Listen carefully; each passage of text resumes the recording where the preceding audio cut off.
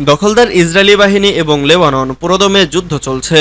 জানিয়ে দেব হাতে থাকা সর্বশেষ আপডেট আন্তর্জাতিক সংবাদ। প্রথমে এই সংবাদ শিরোনাম। মার্কিন চাপ উপেক্ষা করে চীন রাশিয়াকে নিয়ে যা বললেন ইরানের নতুন প্রেসিডেন্ট। এরপর জানিয়ে দিব ফের হুথির হামলায় কাঁপল ইসরায়েলগামী জাহাজ। এদিকে গাজায় ইসরায়েলের যুদ্ধাপরাধে বাইডেন জড়িত অভিযোগ এরদোগানের। এরপর জানিয়ে দেব খান ইউনিসের বাস্তু শিবিরে ইসরায়েলি বিমান হামলা, হতাহত শতাধিক। আরো জানিয়ে দিব যুদ্ধবিরতি ইস্যু, গোয়েন্দা প্রধানের সঙ্গে মতানৈক্য নেতানিয়াহুর। সর্বশেষ জানিয়ে দেব গাজায় ধ্বংসস্তূপের নিচে লাশের লাশ। এতক্ষণ শুনছিলেন সংবাদ শিরোনাম, এবারে বিস্তারিত। তবে অনুরোধ থাকবে ভিডিওটিতে একটি লাইক করবেন এবং কমেন্ট করে জানিয়ে দিবেন খুব শীঘ্রই দখলদার ইহুদিবাদী ইসরায়েল ধ্বংস হতে চলেছে। এ ব্যাপারে আপনার মন্তব্য কি? মার্কিন চাপ উপেক্ষা করে চীন রাশিয়াকে নিয়ে যা বললেন ইরানের নতুন প্রেসিডেন্ট। যুক্তরাষ্ট্রের চাপ উপেক্ষা করে চীন ও রাশিয়ার সঙ্গে বন্ধুত্বপূর্ণ সম্পর্কের কথা তুলে ধরেছেন ইরানের নতুন প্রেসিডেন্ট মাসুদ পেজেশকিয়ান। তিনি বলেছেন, মার্কিন চাপে ইরান সাড়া দেবে না। শনিবার 13 জুলাই এক বিবৃতিতে তিনি এসব কথা বলেন। খবর আরব নিউজের। ইরানের মধ্যপন্থী রাজনীতিবিদ প্রেসিডেন্ট মাসুদ পেজেশকিয়ান বলেন, ইরান পারমাণবিক অস্ত্রের দিকে গুরুত্ব না দিয়ে বরং প্রতিবেশী দেশের সঙ্গে সম্পর্ক আরো গভীর করবে। এছাড়া ইউরোপের সঙ্গেও সম্পর্ক জোরদারে তেহরান কাজ করবে বলে জানান তিনি। বিবৃতিতে ইরানের প্রেসিডেন্ট বলেন, যুক্তরাষ্ট্রকে বাস্তবতা বুঝতে হবে। তেহরান মার্কিন চাপকে গুরুত্ব দেয় না। বিশ্বের কাছে এটাই বার্তা। 69 বছর বয়সী ইরানের নতুন প্রেসিডেন্ট মাসুদ পেজেশকিয়ান একজন হার্ট বিশেষজ্ঞ। নির্বাচনের প্রচারণার সময় থেকেই তিনি ইরানের রাজনৈতিক অস্থিরতা কমানো এবং 2015 সালে পারমাণবিক চুক্তি বাস্তবায়ন সহ সামাজিক বিভিন্ন সংকট দূর করার প্রতিশ্রুতি দিয়েছেন। ফের হুথির হামলায় কাঁপল ইসরায়েলগামী জাহাজ। গাজায় ইসরায়েলি গণহত্যার প্রতিশোধ নিতে ইয়েমেনের সশস্ত্র গোষ্ঠী হুথি লোহিত সাগরে আরও এক জাহাজে হামলা চালানোর কথা জানিয়েছে। এক বিবৃতিতে হুথি জানিয়েছে, শুক্রবার লোহিত সাগর এবং বাবেল মান্দাব প্রণালীতে জাহাজটিতে দুবার হামলা চালানো হয়। হুথির সামরিক শাখার মুখপাত্র ব্রিগেডিয়ার জেনারেল ইয়াহিয়া সারি বলেছেন, চ্যারিসালিস নামের জাহাজটিকে লক্ষ্য করে চালানো হামলায় ব্যালিস্টিক ক্ষেপণাস্ত্র এবং ড্রোন ব্যবহার করেছে। তিনি ইসরায়েলি বন্দরগামী জাহাজের ওপর সানা কর্তৃক আরোপিত নিষেধাজ্ঞা লঙ্ঘনের কথাও উল্লেখ করেছেন। সারি বলেছেন, দুবার লক্ষ্যবস্তু করা হয়েছিল। প্রথমটি লোহিত সাগরে এবং দ্বিতীয়বার বাবাল মানদেবে বেশ কয়েকটি উপযুক্ত ব্যালিস্টিক এবং নৌক্ষেপণাস্ত্র এবং ড্রোন ব্যবহার করা হয়। সারি আরও জানিয়েছেন, ইসরায়েলি আগ্রাসন বন্ধ না হওয়া পর্যন্ত এবং গাজায় ফিলিস্তিনি জনগণের ওপর অবরোধ প্রত্যাহার না হওয়া পর্যন্ত ইয়েমেনি সশস্ত্র বাহিনীর অভিযান বন্ধ হবে না। গাজায় ইসরায়েলের যুদ্ধাপরাধে বাইডেন জড়িত অভিযোগ এরদোয়ানের। গাজা সংঘাতে ইসরায়েলের যুদ্ধাপরাধ ও আন্তর্জাতিক আইন লঙ্ঘনের সঙ্গে যুক্তরাষ্ট্রের প্রেসিডেন্ট জো বাইডেন ও তার প্রশাসন জড়িত বলে মন্তব্য করেছেন তুরস্কের প্রেসিডেন্ট রিসেপ তাইপ এরদোগান। একই সঙ্গে ইসরায়েলের বিরুদ্ধে নিষেধাজ্ঞার আহ্বান জানিয়েছেন তিনি।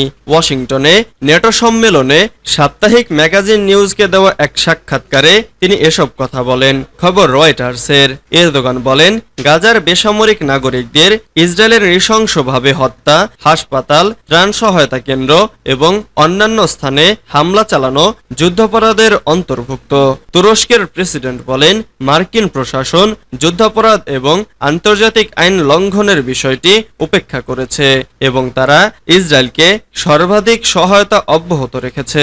সাক্ষাৎকারে এরদোগান বলেন, এই পরিস্থিতিতে আন্তর্জাতিক আইন লঙ্ঘনের জন্য ইসরায়েলের বিরুদ্ধে কে নিষেধাজ্ঞা আরোপ করবে এবং কি ধরনের নিষেধাজ্ঞা আরোপ করা হবে, এটাই এখন আসল প্রশ্ন এবং কেউ এর উত্তর দিচ্ছে না। খান ইউনিসের বাস্তু শিবিরে ইসরায়েলি বিমান হামলা, হতাহত শতাধিক। অধিকৃত গাজার পশ্চিম খান ইউনিসের আল মাওয়াশি এলাকার বাস্তু শিবিরে মুহুর্মুহু বিমান হামলা চালিয়েছে ইসরায়েলি বাহিনী। এতে অর্ধশতাধিক ফিলিস্তিনি নিহত এবং কয়েক ডজন আহত হয়েছেন। শনিবার গাজার স্বাস্থ্য বিভাগ সূত্রের বরাত দিয়ে আল জাজিরা এ তথ্য জানিয়েছে। হামাস ও গাজার সরকারি মিডিয়া অফিসও পৃথক বিবৃতিতে শনিবার দুপুরে এ হামলার বিষয়টি নিশ্চিত করেছে। বিবৃতিতে বলা হয়েছে, খান ইউনিসের আল মাওয়াশি এলাকায় ইসরায়েলি বিমান হামলায় বেসামরিক প্রতিরক্ষা কর্মী সহ শতাধিক ফিলিস্তিনি হতাহত হয়েছেন। ঘটনাস্থলে থাকা আল জাজিরার সংবাদকর্মীদের মতে, ইসরায়েলি যুদ্ধ বিমান আল নুশ গোলচত্বরের কাছে বাস্তুচ্যুত ফিলিস্তিনিদের দিকে 5টি ক্ষেপণাস্ত্র নিক্ষেপ করেছে। আল মাওয়াশির তাঁবুগুলো এবং একটি পানি বন্টন ইউনিটের কাছে ক্ষেপণাস্ত্রগুলো আঘাত হানে, ফলে বিপুল সংখ্যক মানুষ হতাহত হন। তাৎক্ষণিকভাবে আহতদের উদ্ধার করে কাছের হাসপাতালে নিয়ে যাওয়া হচ্ছে বলেও জানায় সংবাদ মাধ্যমটি। যুদ্ধবিরতি ইস্যু, গোয়েন্দা প্রধানের সঙ্গে মতানৈক্য নেতানিয়াহুর। ফিলিস্তিনের গাজা উপত্যকায় যুদ্ধবিরতির লক্ষ্যে কূটনৈতিক প্রয়াস জটিল করে তুলেছেন ইসরায়েলের প্রধানমন্ত্রী বেনিয়ামিন নেতানিয়াহু এবং দেশটির গোয়েন্দা সংস্থা মোসাদের প্রধান ডেভিড বার্নিয়া। সংশ্লিষ্ট সূত্রের উদ্ধৃতি দিয়ে ইসরায়েলি ব্রডকাস্টিং কর্পোরেশন জানিয়েছে, নেতানিয়াহু প্রায় এক হাতে আলোচনা পরিচালনা করার সময় তার অবস্থান আরও কঠোর করেছেন। ইসরায়েলি চ্যানেল 12 জানায়, যুদ্ধবিরতি আলোচনার ব্যাপারে নেতানিয়াহুর নতুন শর্তের প্রতি সমর্থন দিচ্ছেন না মোসাদের প্রধান। ইয়েদিয়ত অহরনথ জানিয়েছেন, গাজার যুদ্ধবিরতি কাঠামো প্রশ্নে নেতানিয়াহু এবং মোসাদ প্রধান একই অবস্থানে নেই। এদিকে নতুন শর্ত আরোপ করে যুদ্ধবিরতি আলোচনাকে জটিল করার জন্য নেতানিয়াহুকে কর্মকর্তারা অভিযুক্ত করার পর হামাসের হাতে আটক বন্দীদের পরিবারগুলো নেতানিয়াহুর তীব্র সমালোচনা করেছে। কাতার, মিশর ও যুক্তরাষ্ট্রের মধ্যস্থতাকারীরা গাজায় যুদ্ধবিরতি এবং পণবন্দীদের মুক্তি নিয়ে ব্যাপক প্রয়াস চালালেও কোনো সমঝোতায় আসতে পারছেন না। সাম্প্রতিক সময়ে ফিলিস্তিনি প্রতিরোধ আন্দোলন হামাস কিছু ছাড় দিলেও নেতানিয়াহু তার অবস্থান আরও কঠোর করলে অচলাবস্থার সৃষ্টি হয়। গাজায় ধ্বংসস্তূপের নিচে লাশ আর লাশ।